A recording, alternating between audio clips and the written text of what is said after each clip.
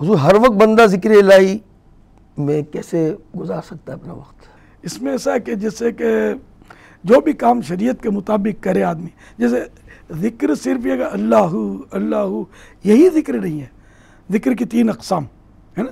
ذکر باللسان یہی اللہ اللہ یہ کیا ہے نا، اور ذکر بالقلب یہ دل کا ذکر، اور ذکر بالجوارح یعنی باڈی پارٹس جو ہوتے ہیں ان کا ذکر، اعضاء کا ذکر. یہ 3 طرح کے ذکر ہوتے ہیں نمازوں میں. یہ نماز میں تینوں ذکر موجود ہیں ہے نا. زبان سے ہم سورہ فاتحہ اور جو بھی پڑھتے ہیں تسبیحات سبحان ربی العظیم وغیرہ یہ سب زبان کے ذکر. پھر خشوع و خضوع دل جمعی یہ دل کا ذکر، اور رکوع سجود میں اٹھنا بیٹھنا یہ سب اعضاء کا ذکر. ذرا حج میں بھی یہ تمام تینوں ذکر موجود ہیں حج کے اندر بھی.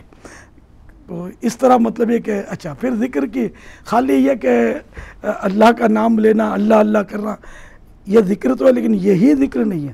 درود پاک پڑھنا یہ بھی ذکر ہے. تلاوت دعا خطبہ دین کی باتیں کرنا نیکی کی دعوت دینا بیان کرنا دین کا قرآن و حدیث کی باتیں بیان کرنا علماء کا یہ سب مطلب ذکر ہے. تو یوں مطلب ذکر کی تعریف کافی وسیع ہے. تو یوں کچھ نہ کچھ دین کا کام کرے دینی مطالعہ کرے یہ بھی ذکر ہی میں مشغول ہے. دین کی باتیں سن رہا ہے. اب تو بہت آسان ہو گیا ہے. کوئی دعوت اسلامی کے مبلغ کا بیان شروع کر دیا سننا، کار چلا رہا ہے سنتا رہے یہ ذکر ہی میں مشغول ہے. نعت شریف سن رہا ہے ذکر ہی میں مشغول ہے. اسی طرح اگر کچھ بھی نہیں کرنا چاہتا لیٹا ہوا ہے اب کچھ نہیں کر سکتا سونے کی تیاری ہے تو سانس میں یوں کرے کہ اوپر لے جائے سانس جب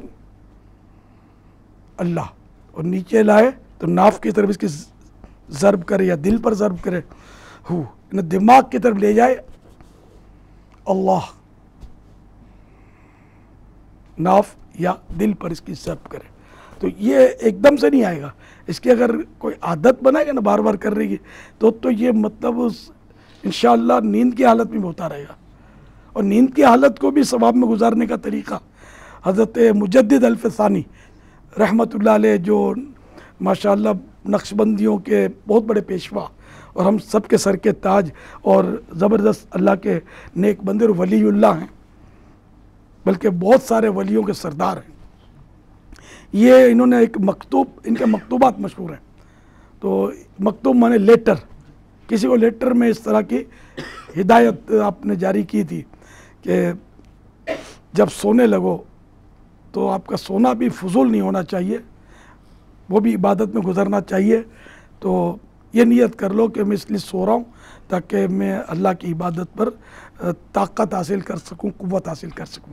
تو اس نیت سے سوئیں گے تو یہ سارا سونا جو ہے یہ بھی عبادت میں کاؤنٹ ہوگا شمار ہوگا. یہ حقیقت بھی ہے کہ کوئی اگر جاگے پھر نماز میں دل نہیں لگے گا کچھ بھی اچھا نہیں لگے گا. زیادہ جاگ جائے تو بس طبیعت میں بے کلی ہوگی اضطراب ہوگا اور سونا پسند کرے گا. بندہ سوئے گا تو فریش ہو جائے گا. تو یہ عبادت میں اس کو دل لگے گا سو کر اٹھے گا. جب نیند پوری ہو جائے گی تو اس کو مزہ آئے گا عبادت میں. تو یہ سونا جو ہے عبادت پر مددگار ہے. تو نیت یہ کرے ورنہ یہ کہ ویسے ہی سو گیا تو مباح گناہ تو نہیں ہے لیکن یہ کہ اس کا ثواب نہیں ملے گا اور پھر مباح چیزوں پر قیامت دن حساب ہے. یہ بڑی آزمائش ہے.